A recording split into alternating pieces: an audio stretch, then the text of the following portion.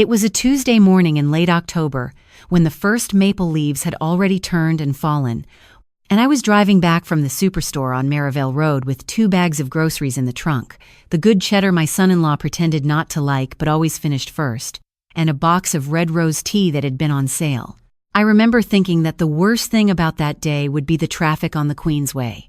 I was wrong about that. My phone buzzed on the passenger seat. I almost didn't answer. I had a rule about driving, one I'd kept since my husband Gerald passed 6 years ago, because he used to say the same rule and I felt I owed it to him to keep it. But something made me pull over at the Tim Hortons on the corner, put the car in park, and look at the screen. It was my daughter's neighbor, a woman named Patricia who lived 2 houses down and who I had met exactly 3 times at family barbecues. She never called me. She had no reason to call me. I answered. She said my daughter was in the driveway and something was wrong. Her voice had that careful flatness people use when they are trying not to say the real words. I asked what she meant by wrong. She said, "Dorothy, I think you should just come." I drove the 40 minutes to Barhaven in 32. I know because I checked afterward, the way your mind holds on to small measurable facts when everything else is falling apart. My daughter was sitting on the front step of her house in her bathrobe at 10:30 in the morning, and when I got out of the car and walked toward her, I saw that her left eye was swollen nearly shut. There was dried blood along her hairline. She was holding her arm across her stomach the way you do when something hurts, and you're trying to hold yourself together all at once. I knelt down in front of her on that cold concrete step, and I took her face in both my hands, the way I used to when she was small and had fallen off her bicycle, and I said, "Tell me what happened." She looked at me for a long moment. Then she whispered, "It was his mother, Mom. She said I was trash from a family of nothing. She said my children would have the same in their blood." I had known my daughter's mother-in-law for 4 years. I had sat across from her at a Thanksgiving table in a house in Canada, with heated floors and a wine rack that cost more than my first car. I had watched her correct my daughter's grammar twice in one dinner and smile while she did it. I had told myself it was just her manner. I had told myself that some people were simply like that, and it did not mean anything. I understood now that I had been wrong about that too. My daughter's name is Claire. She is 34 years old. She had married her husband, I will call him my son-in-law, because whatever he was in that moment, that was still what the paper said 3 years earlier, in a small ceremony at a conservation area in the Ottawa Valley, and I had worn a blue dress and cried in the good way. They had been trying to have a child. They had been through 2 rounds of IVF and 1 miscarriage, and all the particular grief that comes with that, the kind that doesn't get a card or flowers, the kind you carry quietly. I helped her inside and sat her at her own kitchen table and got a cloth from under the sink and held it to the cut above her ear. Patricia came in behind us and stood near the door, not sure whether to stay or go. I told her to stay. Claire told me what had happened in pieces, the way trauma comes out, not as a clean story, but as fragments that slowly become a shape. Her mother-in-law had arrived at the house the previous evening. Her son, my son-in-law, was away in Calgary for work, a consulting contract that kept him gone Monday through Thursday. Claire had been alone. The mother-in-law had come with a bottle of wine and what seemed like a reason to talk, and Claire, who was still trying, who was always still trying, had let her in. The conversation had started as a conversation, and then it had changed. The mother-in-law had said things about Claire's family, about me specifically, about the fact that Gerald had been a trades worker and that I had worked at a school board in administration, not in any role she apparently considered worth respecting. She said Claire had married above herself, and that her son deserved a wife who understood what their family represented in this city.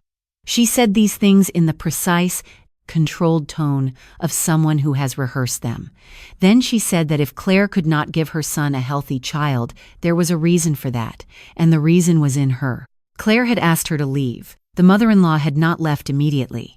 There had been a struggle near the front hallway. Claire did not say exactly what happened, and I did not push her in that moment, because I was still counting the damage with my eyes and trying to keep my hands from shaking.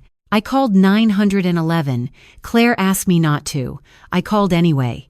2 officers from the Ottawa Police Service arrived within 20 minutes. They were both young, 1 woman and 1 man, and they were professional and careful in the way that good training produces. They took Claire's statement in the living room while I sat beside her. They photographed her injuries.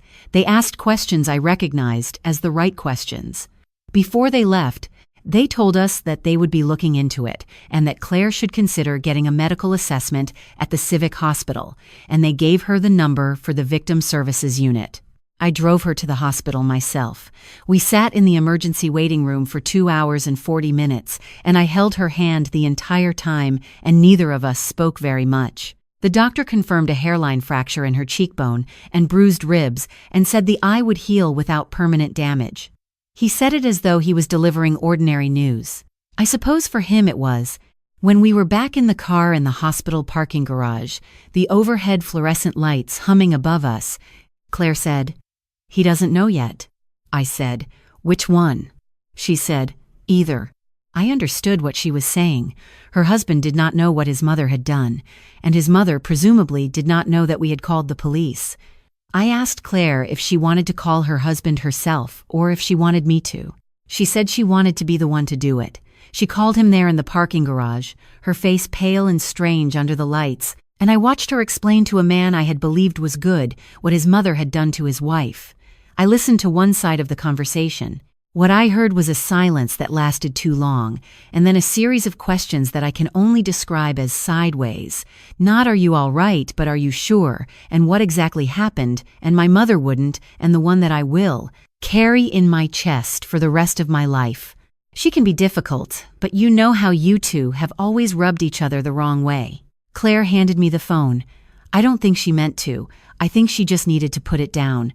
I sat there in that parking garage for a long moment. Then I called my younger sister. Her name is Roberta, and she had spent 22 years as a paralegal at a family law firm in Toronto before she retired to Almonte, and she was the person I called when I needed to think clearly because Roberta had never in her life made a decision based on panic. I told her what had happened. She listened without interrupting. Then she said, "Okay, here is what you're going to do tonight." I followed her instructions precisely. We did not go back to Claire's house that night. We went to mine, the small bungalow in Nepean that Gerald and I had bought in 1987 and that I had simply never left after he died, because it had his tools in the garage and his garden in the back, and I was not ready to leave those things. I made tea. I found the extra blankets. I put Claire in the bedroom that used to be hers, the one that still had the glow stars on the ceiling that she had put up at age 11, which I had left there out of the same stubborn attachment to the past that made me keep everything. She slept. I did not. I sat at the kitchen table with my tea going cold, and I wrote down everything in a notepad: dates, times, what was said, what was done, the names of the 2 officers, the name of the doctor, the address of the hospital. Roberta had told me to do this. She said that documentation was the difference between a he said, she said, and a case. At 2 in the morning, my son-in-law called the house phone. I answered it. He asked if Claire was there, and I said yes. He asked to speak to her, and I said she was sleeping, and he could speak with her in the morning. He said he had been on the phone with his mother, and she had a different account of what happened. I said that was not surprising. He said he just wanted to understand the full picture. I said the full picture was available at the Ottawa Police Service and the Civic Hospital, and suggested he start there. There was a pause. Then he said, "Dorothy, I hope we're not going to make this into something it isn't." I said goodnight, and I put the phone down. The next morning, Claire called her husband's mother from my kitchen while Roberta was on speakerphone. I sat across the table and I listened. The mother-in-law answered on the second ring. Her voice was composed. Claire asked her why she had come to the house. The mother-in-law said she had come out of concern. Claire asked what she had meant by what she said about Claire's family and her blood. The mother-in-law said she had simply been speaking honestly about compatibility and that Claire had always been too sensitive. Claire asked why she had put her hands on her. The mother-in-law said that Claire had become hysterical and she had tried to calm her down. Roberta stopped the call at that point. She said we had enough. Claire looked at me across the table, and I could see her trying to hold herself together, and I thought about the 4 years she had spent trying to be acceptable to that woman. The dinners she had dressed carefully for, the Christmas gifts she had thought about for months, the way she had laughed at that woman's small, cruel jokes rather than make a scene. I thought about my own silence at that Thanksgiving table and the 2 grammar corrections and the smile. We did not make that silence again. Roberta contacted a colleague in Ottawa, a woman who had moved from family law into civil matters and had experience with personal injury and intentional harm claims. We met with her 3 days later at an office on Laurier Avenue. She reviewed the police report, the medical records, and the notes I had written at the kitchen table at 2 in the morning. She said we had a credible basis for a civil claim and that the criminal matter, which was being looked at by the police, was separate and could run alongside it. My son-in-law arrived at my house on the Thursday, the day he came back from Calgary. He stood in my front hallway in his coat, and I could see he had not slept well either. He asked to see Claire. I told him she was there and it was her choice. She came out of the living room and stood in the hallway, and they looked at each other for a moment. What happened in the next hour was not simple. I stayed in the kitchen and I did not listen at the door because that was their marriage and some things belonged to them. What I know is what Claire told me afterward. She told me that he had cried, that he had apologized, that he had said he knew he had handled the phone call badly, and that he was sorry. She told me that when she asked him directly whether he believed her, he said yes. She told me that when she asked him whether he had spoken to his mother since, he said yes, and that his mother had told him Claire had attacked her first. He had not called his mother back to tell her that was not what had happened. Claire came into the kitchen and sat down. She did not cry. She looked like a person who had made a decision. Roberta had told us about a provision that I had not known existed. In Ontario, there is a program through the Criminal Injuries Compensation Authority, a Crown corporation, that provides financial compensation to victims of violent crime, regardless of whether a criminal charge results in a conviction. The application required the police report, the medical documentation, and a personal account. We had all of those. We submitted the application together, Claire and I, at my kitchen table on a Sunday afternoon. The criminal matter moved more slowly, as these things do. The officers had followed up. The mother-in-law had given her own statement, but the evidence was what it was. The medical records were not ambiguous, the timing was not ambiguous, and in the spring, she was charged with assault causing bodily harm. I will not pretend that was enough. It was not enough, but it was something. In the months between that October and the following spring, several other things happened. A woman from the mother-in-law's social circle in Canada, someone who had been at events with her for years, contacted Roberta privately. She said she had witnessed the mother-in-law speak about Claire in terms she found disturbing on more than one occasion.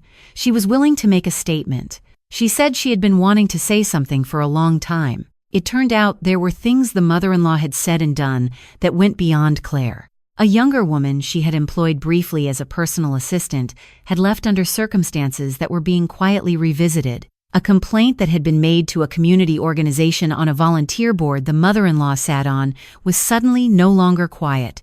I do not think I caused those things. But I think that when one person stops being quiet, it gives other people permission to stop being quiet too. That is something I have come to believe. As for my son-in-law, this is the part that is not neat, and I will not make it neat because real life does not work like that. He and Claire are still together. That is their choice, and I respect it, though I will tell you that I watch him more carefully now, and I think he knows it. He has not spoken to his mother since January. He says it is because she lied to him. I believe that is part of it. I think the other part is that he is beginning to understand what his silence cost, and that is a reckoning he will have to live with himself. I cannot do that for him. Claire had her first successful pregnancy the following year, a girl.